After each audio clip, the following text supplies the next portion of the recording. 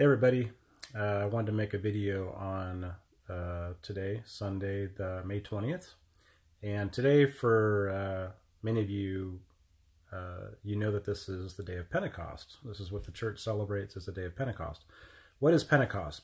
We know Pentecost because that is a Greek word, right? Penta meaning 5, Pentecost. It means 50 days after Passover. The Jews would celebrate what they call the Feast of Weeks, or Shavaot. And this was the feast that commemorated the giving of the Ten Commandments to Moses on Mount Sinai. So that's why the Jews were gathered in the book of Acts, chapter 2, in the New Testament. It talks about the Jews being gathered in Jerusalem from all over the place for this feast. And that's what they were celebrating, the Feast of Weeks, or Shavaot, the giving of the Ten Commandments. But what came up is I keep seeing people reference this day as the birth date of the church, of the Christian church.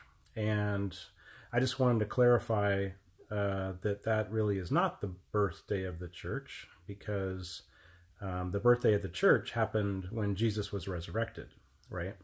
So if you read in John, I got my Bible in front of me, but if you read in John chapter 20, verse 19 through 23, you'll get the context of the actual salvation experience after Jesus was resurrected. So theologically, I know people have a lot of misconceptions about these things, but think about it. Jesus had to have been resurrected from the dead and paid that penalty in order for us to have salvation, right? So we needed to wait until Jesus was actually resurrected. He's the living Christ.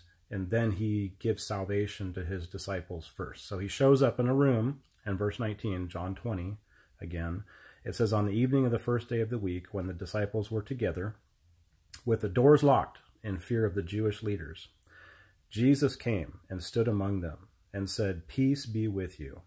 And he said this, he showed them his hands and his side, and the disciples were overjoyed when they saw the Lord." This is the New International Version, by the way. Again, Jesus said, "Peace be with you. As the Father has sent me, I am sending you." And with that, he breathed on them and said, "Receive the Holy Spirit. If you forgive anyone's sins, their sins are forgiven. If you do not forgive them, they are not forgiven." This is essentially the salvation message that Jesus was giving to his disciples, saying, you are now saved. Later, he tells them, "I want you to hang out in Jerusalem until I give you the power from on high," right? And they wondered what that was. So they're saved right after Jesus is resurrected, and he breathes on them and says, "Receive the Holy Spirit for salvation." And then he says, "Wait, because I'm going to do something else, something that you've never expected. So wait in Jerusalem for this thing that's going to happen." And then we go to Acts 2, right? And everybody, for the most part, knows Acts 2, where the disciples are all gathered together, waiting to see what's going to happen, and all of a sudden there's a strange phenomenon of this Holy Spirit power ministry. Jesus said, "Don't go anywhere, don't go out and spread the good news about what I've done and who I am until you receive this power for ministry," right? Well, this is essentially what we call the Pentecostal theology.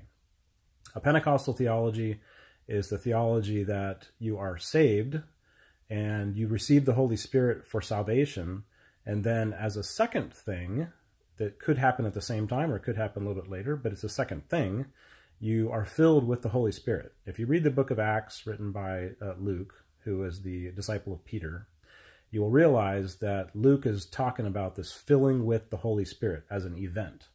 And throughout the book of Acts, you see the disciples and the apostles going around to different places and laying hands on people, and people receiving this new thing. And they usually speak with some other language. It's a prayer language to God, and other kinds of miracles and things like that accompany it. Well, that's the sign of the filling with the Holy Spirit. And it's really clear that this gift of the Holy Spirit, filling with the Holy Spirit, is completely separate from salvation and its power in ministry. So the birth of the church was right after Jesus was resurrected, and the power for ministry for the church to go out and spread the gospel and do all the things they're called to do come with the filling with the Holy Spirit, which is why the Pentecostals focus a lot on that part of the theology.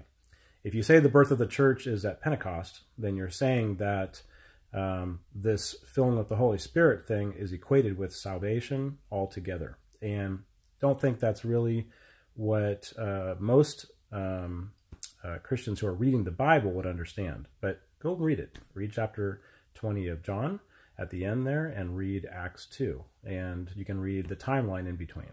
Thanks, everybody.